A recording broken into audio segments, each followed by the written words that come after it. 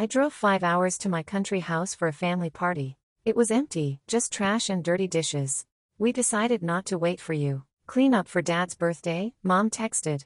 I kept quiet. A week later they saw the door closed. So, here I am, Sheila, and let me tell you about the week that changed everything with my family. I'm 32, work in marketing for a tech company, and I live about 5 hours away from where I grew up. My parents still live in the same town where my brother Jake and sister Emma have their families, too. Mom called me on a Tuesday evening while I was finishing up some reports. Sheila, honey, we need to have a family gathering, she said in that excited voice she gets when she's planning something. It's been way too long since we've all been together. Mom's always been the family organizer. She's a housewife who thrives on bringing everyone together, while Dad runs his small business. Nothing fancy, just middle-class stuff that keeps them comfortable. When were you thinking?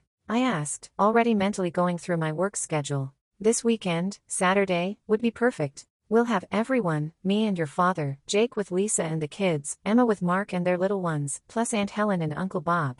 It'll be wonderful. I was already stressed about 3 client presentations I had coming up, but family time sounded nice. We really hadn't all been together since last Christmas. That sounds great, Mom. Where were you thinking of having it? Well, that's the thing. I was hoping we could use your lake house. It's so beautiful there and there's plenty of space for everyone. The kids love playing by the water. My lake house, I bought it 3 years ago as a weekend retreat from city life. It's about an hour from my family's town, right on this gorgeous lake. The place isn't huge, but it's cozy and peaceful. I go there maybe twice a month to decompress. Of course, we can use the house, I said. You guys have keys anyway. And they do.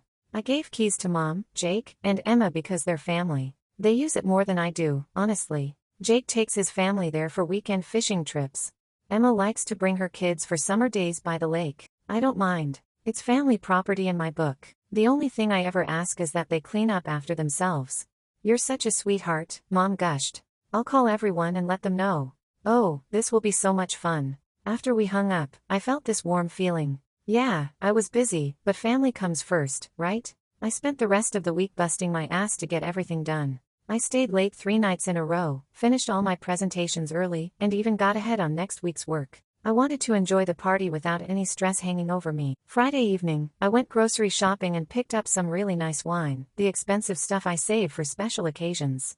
I packed my overnight bag, threw everything in my car, and set my alarm for 6 a.m. The drive takes 5 hours, and I wanted to get there early to help Mom set up. Saturday morning, I stopped at this little roadside cafe about halfway there. The coffee was terrible, but I needed the caffeine. I was actually excited.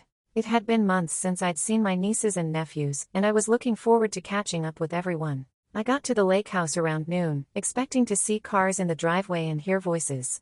But the place was quiet, too quiet. I figured maybe I was early and everyone was still on their way. I grabbed my bags, walked up to the front door, and put my key in the lock. The door swung open, and I stepped inside. That's when my world completely flipped upside down. The living room looked like a tornado had hit it. Furniture was moved around. There were dirty plates and cups everywhere. Kids' toys scattered across the floor. There were stains on my couch, looked like juice or maybe wine. Empty beer bottles on the coffee table. The whole place reeked like stale alcohol and leftover food. I stood there for a full minute just staring. This couldn't be right. This had to be some kind of mistake. I walked into the kitchen and it was even worse. Every dish I owned seemed to be dirty and piled in the sink. The trash was overflowing with beer bottles and takeout containers. There was some kind of sticky mess on my counters that looked like it had been there for days. That's when it hit me like a punch to the gut. The party had already happened. My family had the party without me. My hands were shaking as I pulled out my phone. I needed answers and I needed them now. I called Mom first because she was the one who organized this whole thing. Mom, I'm at the house, I said, trying to keep my voice steady. What the hell happened here? There was this pause and then she said in this totally casual tone, oh, that. Well, we decided not to wait for you. We had the party 2 days ago. It was lovely. I couldn't believe what I was hearing. You had the party without me? The party you invited me to. Well, you know how it is. Everyone had busy schedules and Thursday evening worked better for most people. We figured you'd understand. Thursday evening? You told me the party was today. Did I? Well, anyway, we had a wonderful time. The house was fine when we left it. You're probably just being dramatic again, sweetheart. Being dramatic. I was looking at what used to be my clean, organized living room that now looked like a frat house after a kegger. Mom, there are dirty dishes everywhere. The furniture is moved around. There's garbage all over the place. Oh, that's nothing. I'm sure it's not as bad as you're making it sound. You know how you get about cleaning. How I get about cleaning? I like my house to be livable, not a disaster zone. Mom, I drove 5 hours to be here. I've been looking forward to this for a week. I rearranged my entire work schedule. Sheila, you're being overly dramatic as usual. We'll have plenty of other chances to get together. It's not the end of the world. And then she hung up. Just like that. Hung up on me. I stood there staring at my phone, feeling like someone had slapped me. My own mother just dismissed me like I was some annoying telemarketer. I called Jake next. He's supposed to be the responsible one. The one who always promises to clean up after his kids when they use the house. Yeah. He sounded annoyed when he picked up. Jake, it's Sheila. I'm at the lake house and it's completely trashed. What happened? Oh, that. Yeah, we had the family thing on Thursday. Look, I'm busy right now. What do you need? I need to know why my house looks like a pigsty. He actually laughed. Come on, Sheila. It's not that bad. The kids were just having fun. We didn't have time to clean everything up before we left. Had to get home for work the next morning. Not that bad. Jake, there are sticky stains on my furniture. Every dish in the kitchen is dirty. There's trash everywhere. You're exaggerating. It's just a little mess. You can handle it. His voice was so dismissive, like he was talking to a child complaining about homework. A little mess? This place looks like. Look, I got to go. Talk to you later. And he hung up, too. I was so angry I could barely see straight. I walked around the house taking pictures of everything, the overturned furniture, the disgusting kitchen, the bathroom with towels thrown everywhere and toothpaste smeared on my mirror. I took at least 20 photos showing every angle of the disaster. Then I sent them all to Mom, Jake, and Emma in a group text with the message, "This is what I came home to. This is what you call fine." The responses made me want to scream. Mom read the message but didn't reply at all. Emma sent back 3 laughing emojis. Jake sent a crying laughing emoji with dramatic much? I was so hurt and angry that I felt tears starting to form. To distract myself, I opened Facebook on my phone. Maybe scrolling through some mindless posts would calm me down. That's when I saw Emma's post from 2 days ago. There was a photo of my living room, filled with my family and relatives. Everyone was smiling, holding drinks, looking like they were having the time of their lives. Mom was laughing with Aunt Helen. Dad had his arm around Uncle Bob. Jake's kids were playing with Emma's kids in the background. The caption made me feel sick. Amazing family time with the people who really matter to us. Love spending time with those who are truly important in our lives.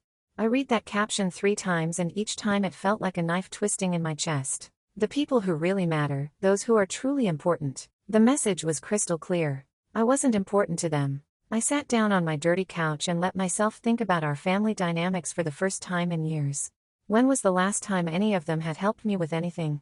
I paid for Mom's car repairs last year. I'd given Jake money when he was between jobs.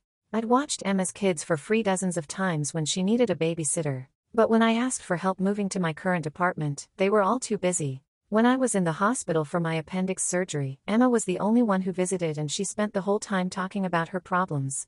I realized something that made my stomach turn. They saw me as an ATM, someone who had money and a nice house they could use, but not someone whose feelings mattered.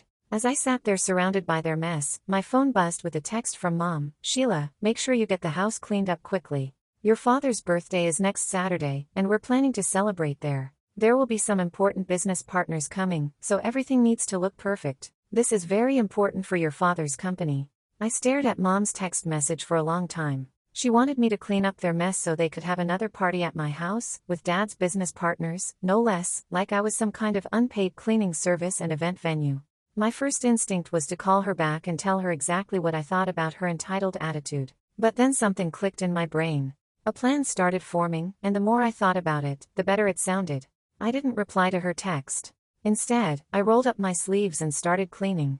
Not because she told me to, but because I couldn't stand living in filth, even for one night. It took me 6 hours to get the place back to normal. 6 garbage bags full of their trash. I had to scrub sticky soda stains out of my couch cushions and mop floors that were covered in crumbs and spilled drinks. The whole time I was cleaning, my plan was getting clearer in my head. They wanted to use my house. They expected me to just go along with their disrespect. Well, they had another thing coming. I decided to stay at the house that night instead of driving back home. It was peaceful being there alone without my family treating the place like their personal playground. I sat on my deck with a glass of wine, looking out at the lake, and felt more relaxed than I had in months. Sunday morning, I called a locksmith, found one in the local phone book who could come out on weekends. He showed up around noon, a nice older guy named Pete who didn't ask too many questions. While he was working on the locks, I was busy with my own project. I went down to the basement and flipped on the security system I'd had installed 2 years ago. I turned it off about 6 months ago because my family complained about it constantly. The cameras make us uncomfortable, Emma had whined. We can't relax when we know we're being recorded. Jake's kids had set off the alarm twice by running around and triggering the motion sensors.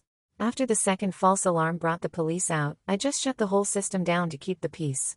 But now I wanted every camera recording and every sensor active. Pete finished with the locks and handed me a set of brand new keys. After he left, I spent some time testing the security system. The cameras had perfect views of the driveway, front door, back deck, and all the main rooms inside. The motion sensors were sensitive enough to detect someone walking through any room. The alarm was loud enough to wake the dead and automatically called the security company, who would then call the police. Everything was working perfectly. I packed up my stuff and drove back to my apartment 5 hours away. The whole drive home, I felt this weird combination of nervousness and excitement. I was about to find out exactly what my family thought of me, and I was pretty sure it wasn't going to be pretty. Over the next few days, I went about my normal routine, work, gym, grocery shopping, like nothing had happened. Mom sent me another text on Wednesday, don't forget about Saturday. We'll need you to pick up a nice gift for your father. At least $2,000. You can afford it, and it's important to make a good impression on his business partners. We'll be expecting you at the house by 3 p.m. $2,000 for a gift that she expected me to buy for a party at my house that I was apparently supposed to host and pay for. I didn't respond to that text either. Saturday morning, Dad's birthday. I made myself a nice breakfast, put on comfortable clothes, and opened my laptop. I logged into the security systems app and pulled up the live camera feeds from the lake house. At exactly 3 p.m., I watched 3 cars pull into my driveway. I recognized Mom and Dad's sedan, Jake's SUV, and Emma's minivan. But there was also a 4th car I didn't recognize, probably Dad's business partners. I watched them all get out of their cars.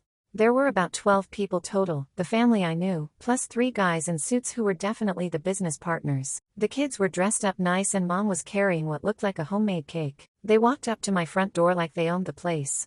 I watched Dad try to put his key in the lock. He jiggled it around for a few seconds, then tried again. I could see him saying something to Mom, who then tried her key. That's when it got interesting. Jake stepped forward and tried his key. Nothing. Emma tried hers. Nothing. I could see them all talking, pointing at the door, looking confused. One of the business partners checked his watch. The kids started getting restless. Then Mom pulled out her phone, and I knew exactly who she was calling. My phone started ringing. I let it ring 4 times before I answered. Hello? Sheila. What's going on? We're at your house and none of our keys work. Did you change the locks? Yes, I did. There was silence for a few seconds. Why would you do that? We're all here. Your father's business partners are here. I changed them because I got tired of people trashing my house and then expecting me to clean it up. Sheila, this is ridiculous. Open the door right now. No. What do you mean, no? This is your father's birthday. You're embarrassing us in front of important people. I could hear Dad saying something in the background and Mom put me on speakerphone. Everyone can hear you now. Sheila, explain yourself. Perfect. This was exactly what I wanted. I'm tired of being used by all of you. I'm tired of you treating my house like your personal party venue and leaving it a disaster. I'm tired of being treated like an ATM instead of a family member. Mom's voice got shrill. You're being dramatic. We cleaned up after ourselves. No, you didn't. I have pictures of what the house looked like. It was disgusting. Jake's voice came through the speaker. We're going to break down this door and have the party anyway. The security system is on, Jake. There are cameras recording everything you're doing right now. If you break into my house, the police will be here in 10 minutes. I heard one of the business partners say something about leaving. Perfect. From now on, I continued, none of you are welcome in my house, and I'm done giving any of you money. You want to know what I think of you? You're selfish, entitled people who only call me when you need something. The line went quiet except for some murmuring. Then Mom hung up. I kept watching the security cameras. The business partners were already walking back to their car, shaking their heads and looking embarrassed. One of them patted Dad on the shoulder like he was offering condolences before they drove away. My family stood in my driveway for another 10 minutes, waving their arms around and pointing at the house. Emma was trying to calm down the kids who were crying because they didn't understand why they couldn't go inside. Mom kept pacing back and forth, probably trying to figure out how to fix this mess. Dad just stood there looking defeated. Finally, they all got back in their cars and left. Before Jake drove away, he rolled down his window and gave the camera the finger. Real classy. I closed my laptop and felt this incredible sense of relief wash over me. It was like a weight had been lifted off my shoulders. For the first time in years, I didn't have to worry about what my family needed from me or how they were going to use me next. But I knew this wasn't over. Not by a long shot. Over the next few hours, my phone blew up with texts and missed calls. Jake sent me a long message calling me selfish and heartless. Emma wrote that I was a terrible sister who had ruined Dad's special day. Mom sent multiple texts demanding that I apologize and pay for the ruined party. The one that really got to me was from Dad. "I'm disappointed in you, Sheila. I never thought my own daughter would humiliate me like this." I turned my phone off and went to bed early. I deal with the fallout tomorrow. Monday morning, I woke up to 17 missed calls and 43 text messages. Most of them were variations of the same theme. I was selfish, greedy, a horrible daughter, and I owed them all apologies and money. I deleted them all without reading most of them. But Tuesday morning, I woke up to something different. My friend Kelly had tagged me in a Facebook post. It was from Mom's page, and it was a long rant about what a terrible daughter I was. "My daughter Sheila ruined her father's birthday by refusing to let us into her lake house," it read. "She embarrassed us in front of important business associates and showed no respect for family. I'm heartbroken that I raised such a selfish child." The post had dozens of comments from relatives and family friends, most of them expressing shock and disappointment in me. A few people defended me, asking what had happened, but Mom just kept saying I was being dramatic and cruel. That's when I decided I was done being quiet. I wrote my own Facebook post and I included everything: the photos of my trashed house, screenshots of Mom's demanding texts about buying expensive gifts and cleaning up, screenshots of Emma's social media post about spending time with people who really matter. "This is what I came home to after my family had a party at my house without telling me," I wrote. "They moved the party to a different day, didn't bother to inform me, trashed my house, and then expected me to clean it up and host another party the following week. When I refused, they called me selfish. You can judge for yourselves whether I'm the problem here." The response was immediate and overwhelming. Relatives who had been criticizing me suddenly changed their tune. Family friends started commenting about how awful my family had been to me. People were sharing the post and taking my side. Aunt Helen, who had been at the party without me, commented, "I had no idea they hadn't told you about the date change. That's terrible, honey." Wednesday afternoon, Mom called me. I almost didn't answer, but I was curious to hear what she had to say after the Facebook disaster. "Sheila, you need to take down that post right now. Your father's business partners saw it. They're reconsidering their contracts with him. You're hurting his business. That's not my fault. That's the consequence of how you all treated me. We treated you fine. You're just being oversensitive. Mom, you had a party without me, trashed my house, and then demanded I clean it up and buy expensive gifts. How is that treating me fine?" She was quiet for a few seconds. "We've always been there for you." "When? When have you ever been there for me?" "When I was in the hospital. When I needed help moving. When I was going through my divorce. You were all too busy. But somehow you always have time when you need something from me." "That's not true." "It is true. And you know it. I'm done, Mom. I'm done being your personal ATM and cleaning service. Don't call me again unless you're ready to apologize and mean it." I hung up and immediately blocked her number. Then I blocked Jake and Emma, too. The next few days were rough. Part of me felt guilty for cutting off my entire family. These were the people who raised me, who I'd shared holidays and birthdays with for 32 years. But every time I started to doubt myself, I'd look at the photos of my trashed house or reread their dismissive texts, and I'd remember why I did it. My Facebook post kept getting more attention. People were sharing it with comments like, "This is why I don't let family take advantage of me," and "Good for her for standing up to toxic relatives." The support from friends and extended family was overwhelming. 2 weeks after the birthday incident, I decided to spend a long weekend at the lake house. As I drove up, I felt nervous for the first time. What if they were there? What if they'd somehow broken in? But the house was exactly as I'd left it: clean, peaceful, and mine. I spent 3 days there reading, swimming in the lake, and just enjoying the silence. No demanding texts, no guilt trips, no one expecting me to fix their problems or pay their bills. On Sunday evening, as I was packing to leave, I got a text from an unknown number. It was Jake texting from someone else's phone. "Sheila, this has gone too far. Mom is depressed and Dad's business is struggling because of what you did. We need to talk." I stared at the message for a long time. Part of me wanted to respond, to try to work things out, but then I remembered Emma's laughing emojis when I showed them the photos of my destroyed house. I remembered Mom hanging up on me when I tried to explain how hurt I was. I remembered years of being taken for granted. I deleted the message without responding. That was a month ago now. I still haven't heard from any of them directly, though I've heard through other relatives that they're telling people I had some kind of breakdown and that they're concerned about my mental health. Classic manipulation tactic, make me the crazy one so they don't have to examine their own behavior. But I'm not crazy. I'm healthier than I've been in years. I've been going to therapy to work through the guilt and the family dynamics, and my therapist says I did exactly the right thing by setting boundaries. I've been to the lake house 4 more times since then. Each visit feels more like home and less like a place I have to defend. I'm thinking about getting a dog, something I never did before because I was always worried about how it would affect family visits. My friends have been incredibly supportive. Several of them have told me they never liked how my family treated me, but didn't feel like it was their place to say anything. Now they're encouraging me to stick to my guns. I don't know what the future holds. Maybe someday my family will genuinely apologize and we can rebuild our relationship. Maybe they won't and I'll have to accept that I'm better off without them. Either way, I'm not going back to being their doormat. I've learned that family isn't just about blood. It's about respect, love, and treating each other well. If they can't do that, then they don't deserve a place in my life. For now, I'm focusing on myself. I'm happy. I'm free. And my house stays clean. That's more than enough.